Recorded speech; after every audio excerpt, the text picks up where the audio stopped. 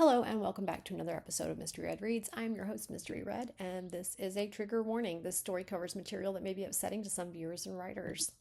Readers and writers? Okay, we're all here for it. This is my disclaimer. This beta read in concrete is at the author's request. This video is for learning purposes. Today we are looking at a memoir, and we are reading a revised chapter 1 of A Soul Exchange by No-Ant-5039. I have an entire playlist for all of my reads for Ant that you can view, and I will also include a link to, I guess in this one I'll include a link to the original chapter 1 and then the revision, and you can kind of compare them if you want to. That might be interesting. And with that, we are just going to dive right in here. Chapter 1. There's a trigger warning on this one, okay? And I gave a trigger warning in the beginning. And when there's a trigger warning on top of a trigger warning, you may want to see the exits. I happen to know that this one includes an essay, so if that upsets you, please just, you know where the little exits are. I can't do it for you, but I can warn you, and I have done that. So on that note, I'm getting in here. Black and Mild by the Back Door. An aspiring pilot.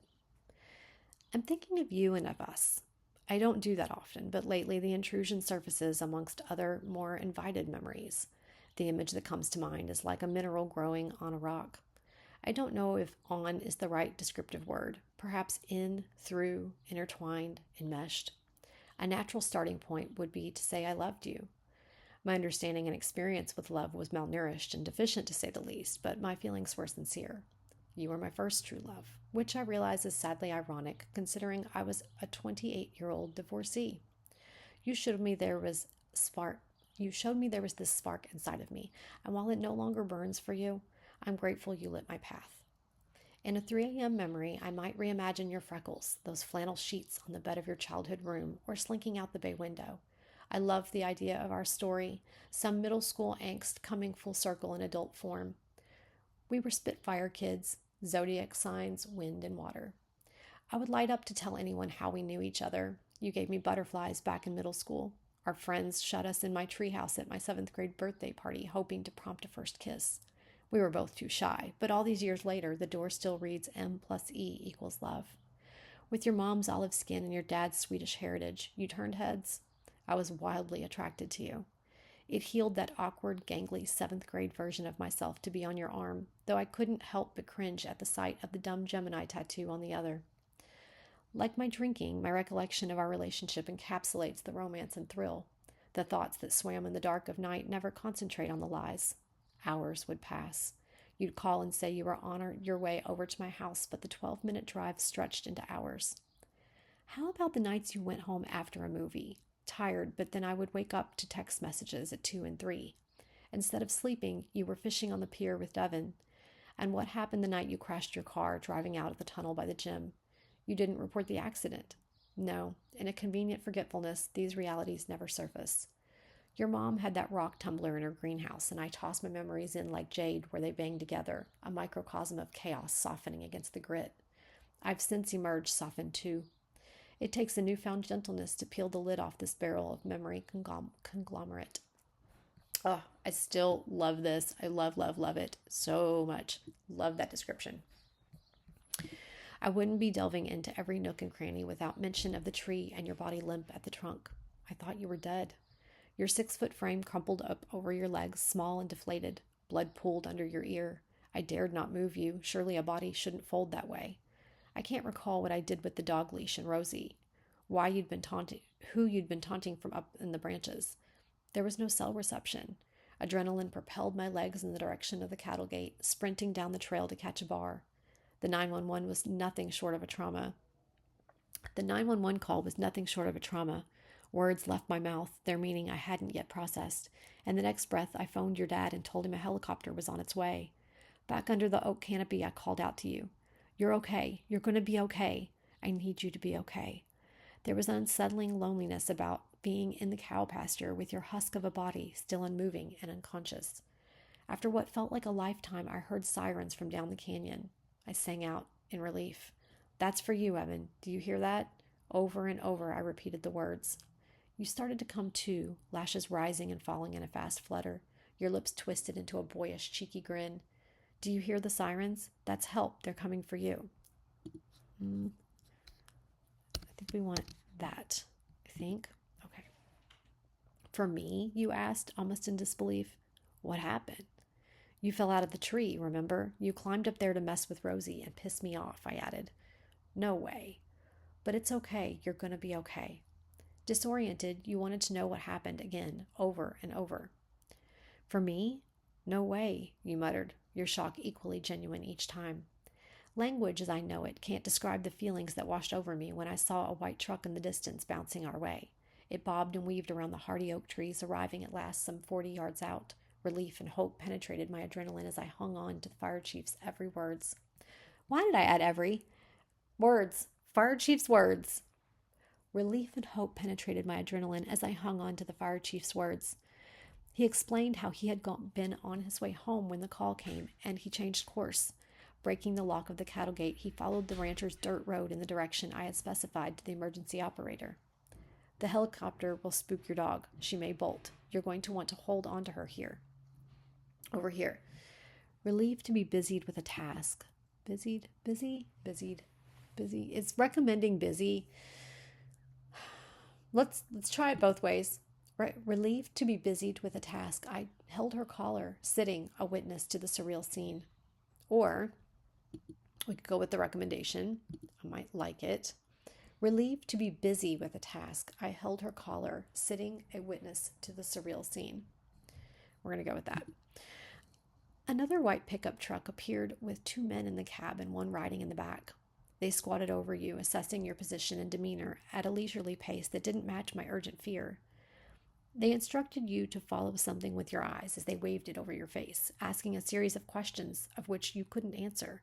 Your concentration was soon broken by the distinct vibration of propeller blades slicing the air, signaling the helicopter was approaching. Okay, my brain is thinking, you're not trying to cut words, so I'm going to mute, tell you what my brain stopped. And then I'm not going to make the recommendation because you're not looking to cut words. You could say signaling the approaching helicopter. That's an option, even though it's perfectly fine the way it is. I'm just going to let the thought follow through so that it doesn't trip me up. We're going to keep going. Right on cue, Rosie Girl started to tremble. My clenched fingers whitened around her collar. She squirmed, dipping her head in an attempt to shake free of me. The helicopter lowered with a swift grace, hovering a few final moments before touching down in the tall grass. A team jumped into action. Next thing I knew, they had your neck braced and were hoisting you in one fell swoop over a red stretcher. They were quick to load you into the helicopter, destined for the nearest trauma center. The chief swung the passenger door open and gestured me inside. Rosie leapt onto my lap and pressed her nose out the partially open window. I held her tight, a sole source of comfort in the chaos.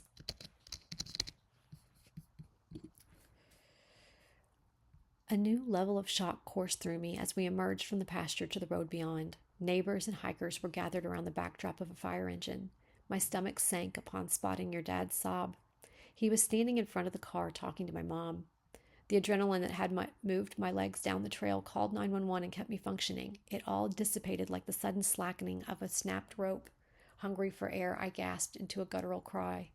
You have to compose yourself before you go to the hospital. You can't drive this upset, my mom coached. Take some time. There's no rush, your dad reasoned. There is nothing any of us can do right now anyway. My heart hurt for him, and here he was comforting me. I don't remember touching you, but I must have because there was blood on my sweatshirt and someone from the crowd handed me a change of clothing to wear to the hospital.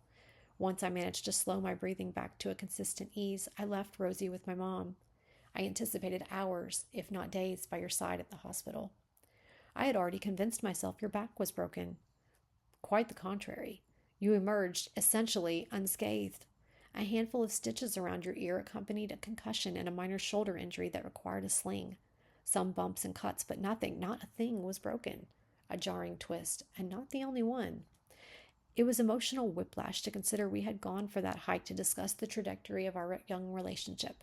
After all the lies, I was breaking up with you. You were a drug addict. While the new revelation of your daily use made sense of your bizarre sleep patterns and lackluster follow-through in bed, I was sincerely blindsided. Catching you in your web of lies, you stood there in front of me as if I were the crazy one. But even still, I couldn't leave you now. Not while you needed me to take care of you. I didn't understand the dysfunctional bond I constructed around us based on the trauma of your fall. At that moment, I told myself that leaving you in your injured state would be cruel. How could anyone else understand what you were going through? How could anyone else understand what I was going through? And perhaps it wasn't just the accident that tethered us, but the belief that I could somehow fix you. I wanted to believe that my love, my nurturing care, could be the turning point. Deep down, I must have known you wouldn't leave your addiction for me, but it wouldn't be the first time I chased a fantasy. Confusing codependence for love and mistaking staying for strength, my boundaries blurred. My desire to help you eclipsed my need to protect myself. Staying gave me a twisted sense of purpose. In fact, in a weird way, I was excited to play the role of nurse and smother you with affection, like a mineral growing on a rock. You weren't the type to comply with the bed rest or doctor's orders. Was it because you couldn't stand to be cooped up, or because you needed another fix? The night after your fall marked a pivotal moment, not just in my memories, but in the course of my life. Devin and some of the guys were going fishing in the canals along Interstate 5. Attempts to convince you to stay home and rest were useless. With a bottle of whiskey in the back seat, I conceded to tag along with some illusion of control motivated by my distrust. I knew there would be, and I knew I was going to try it. In my mind, it was this thing you loved more than me, and I was hurting no one but myself when I bent over the tailgate in the dark almond orchard and inhaled the first line through a rolled up $5 bill. That line is long. And then cuss it. A drink would take the edge off, and then we have a break. Okay, I'm going to pause. So first, this line is kind of long, and I still need to go up here and read your note. In my mind, it was this thing you loved more than me, and I was hurting no one but myself when I... So what you could do is stop here, omit this, and just take it on. Let's try it. I knew there would be, and I knew I was going to try it. In my mind, it was this thing you loved more than me. I was hurting no one but myself when I bent over the tailgate in the dark almond orchard and inhaled that first line through a rolled up $5 bill. Yeah, I think I'm going to stay with that recommendation. Let me read your note before we go on. Do you think this should actually be cut and moved to the top paragraph above? Would that be a smoother transition? You weren't the type to... No. Honestly, I think that it was a good transition here. Move to the top of it in the paragraph above. Let's see. Oh, do you think this paragraph? Or are we thinking this paragraph? Let me toy with it a second. I want to read it as though, like from here. Let me make sure I understand this right. Do you think this should actually be cut and moved to the top of the paragraph above? All right, so I'm assuming you're talking about this paragraph. Although when I kind of look over the info here, it makes me wonder. I'm going to read from this line to this line, and then to this line, and then down here. So you can try it. You can see if you like how it sounds. Now, what did I just say I was going to do? I think we're here. In fact, in a weird way, I was excited to play the role of nurse and smother you with affection, like a mineral growing on a rock. The night after your fall marked a pivotal moment, not just in my memories, but in the course of my life. You weren't the type to comply with bed rest or doctor's orders. Was it because you couldn't stand to be cooped up, or because you needed another fix? Devin and some of the guys were going fishing in the canals along Interstate 5. Attempts to convince you to stay home and rest were useless. With a bottle of whiskey in the back seat, I conceded to tag along with some illusion of control motivated by my distrust. Actually, I like that too. You know what? I think you're onto something. You're really good at editing yourself. You sure you need me? Yeah. I mean, yeah, it worked. I liked it. You get to hear it both ways. You heard the way I originally read it, and then I went back and read your note, and I reread it the way that you're contemplating, and you can replay it and decide which one you like the sound of better. So that might be helpful for you. So we're going to go down here below our break, and we're going to continue. At this point, divorced, living back at home, and lost, I had already fallen in love with alcohol. I found it to be a daily reprieve, and I reveled in the energy a buzz gave me. I have this vision of myself, hair pulled back in a fishtail braid, wearing that maxi skirt that demanded your eyes to my hips. With my back to the wall, I sat on the cooler in Devin's backyard. Little known local secret. Okay. Little known local secret. We'd get those February heat waves where the sun's rays penetrated your skin. Why is it flagging that word? Penetrate. No. Penetrate. Yeah, maybe.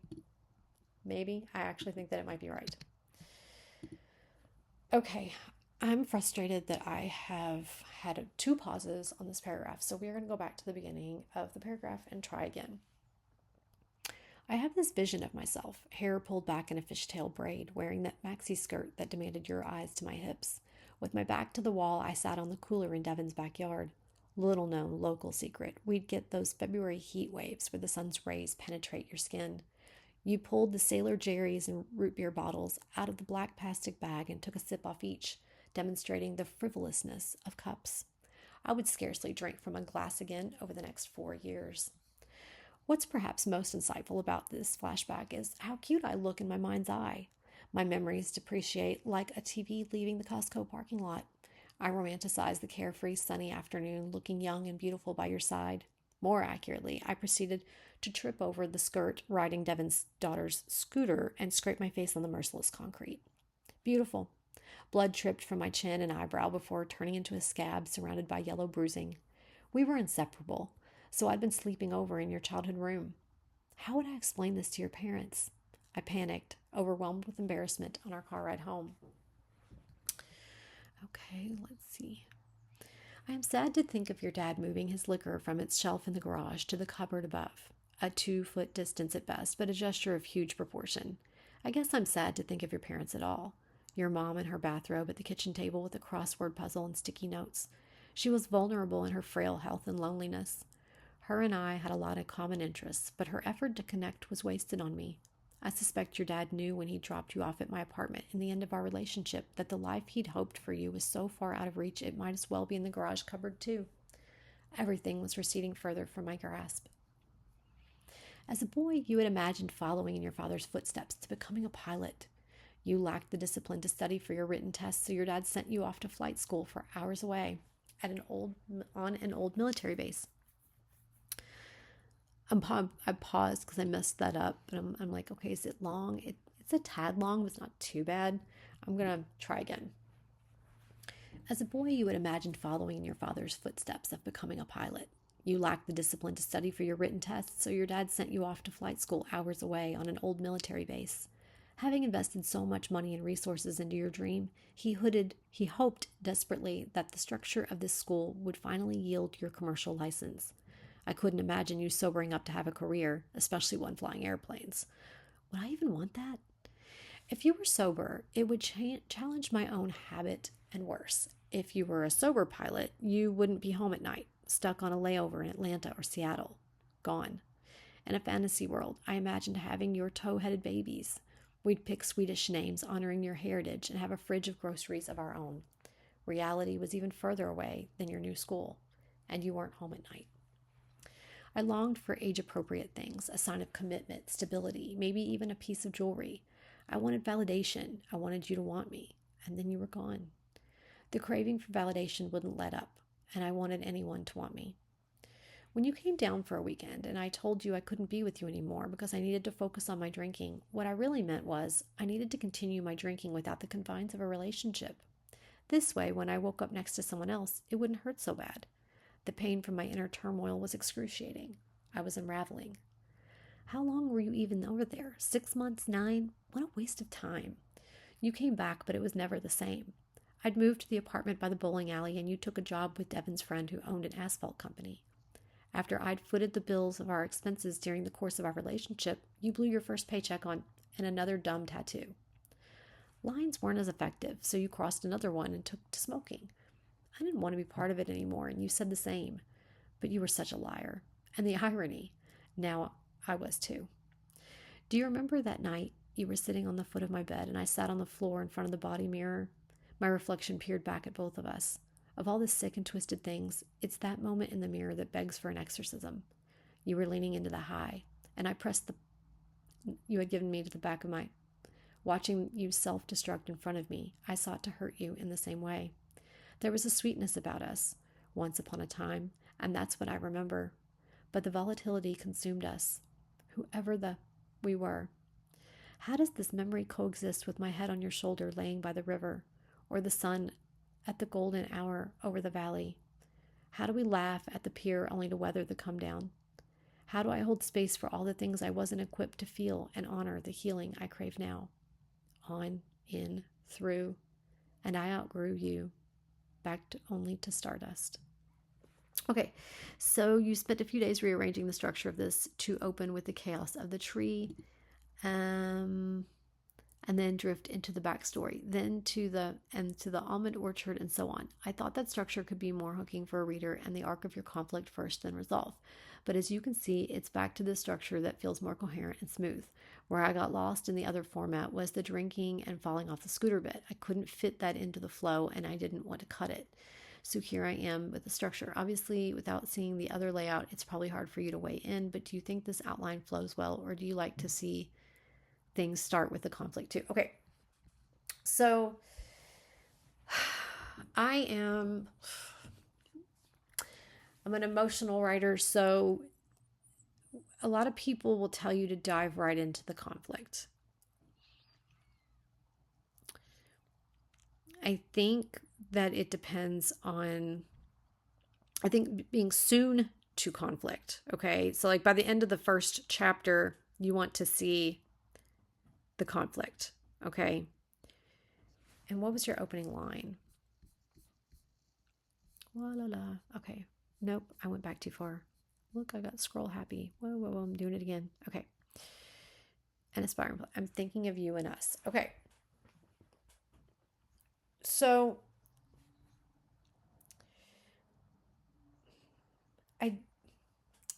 there are all these rules and guidelines, and they can be helpful. When you don't know what to do, I suggest following them. That's it. If you know there are rules and guidelines to writing, and they're consistently repeated rules, like you're not reading one resource and it's telling you this rule or this guideline or this frame or outline or whatever it is. If it's a writing question, if you look at one resource and it tells you something and then you take that as gospel, you're cheating yourself. So then if you read multiple resources that have no relation to one another, and they continue to tell you the same thing, then they're probably onto something. Okay, and that's probably something you should incorporate. That is my general practice when I'm learning to write, and we are always learning. So that's kind of how I adopt rules, and then I practice them. When they say jump into the conflict, you want to be close to it. I think you've accomplished what you set out to accomplish in here, and I find it a satisfying first chapter. Okay, this is also my second pass at it, so I'm not getting that first impression. I like it. I think it reads beautifully. And I remember being really caught up in what happened when I first read it. I'm trying to figure if I'm doing a good job of helping you answer this question. Do I like to see this thing start with conflict? This is a memoir, okay? I have not read many memoirs. I think I've read maybe 2. And by the end of the first chapter of most things, you've got your characters and your conflict. And you've accomplished that goal. So if you start out with conflict in the very first paragraph, and you're trying to start out that way, and it's causing everything to kind of, I see the words in my mind when you're rearranging them just kind of crushing together, and it's not improving for you. Like I have this little image in my mind of the letters all getting crammed together and kind of almost like when there's an error in the computer and the letters would all kind of overlap when they shouldn't. if that's happening to you, if that's the experience you're feeling when you're trying to rearrange this, it may not need rearranging. I'm guessing someone is probably telling you need to start with conflict sooner, but it reads clean for me. It reads very clean. I I'm satisfied with it. I don't have a recommendation of reorganizing this. The flow is logical, it's poetic, it's beautiful, it has undertone.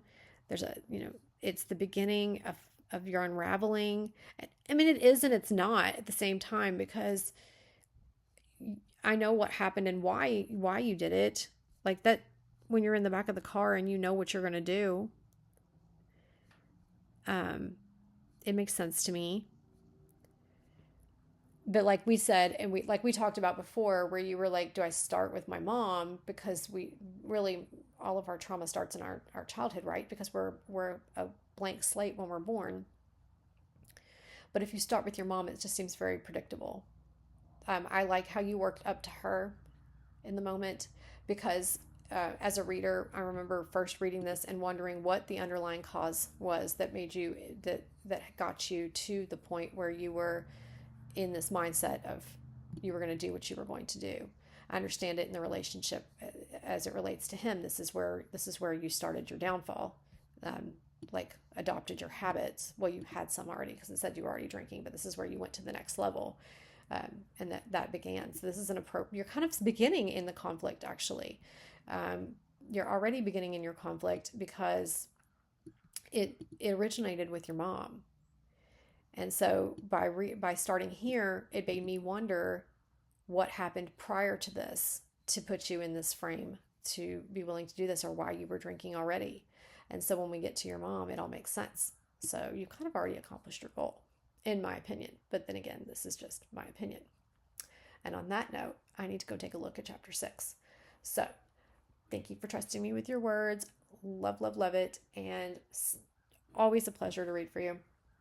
Guys, I will see you next time on Mystery Red Reads.